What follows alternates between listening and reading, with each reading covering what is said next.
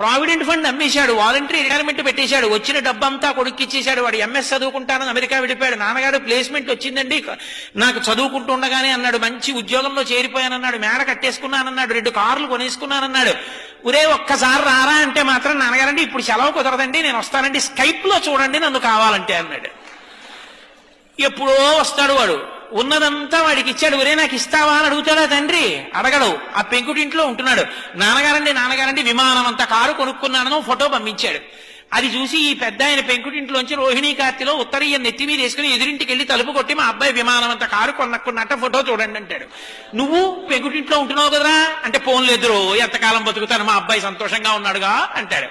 కొడుకు యొక్క సంతోషాన్ని చూసి సంతోషించగలిగిన వాడు తండ్రి. తను సంతోషించి కొడుకు సంతోషించాలనడం అది తండ్రితనం అంటే. తండ్రి కష్టపడి పెంచి పెద్ద చేసినంత కాలం తండ్రి దగ్గర అనుభవించి ఆ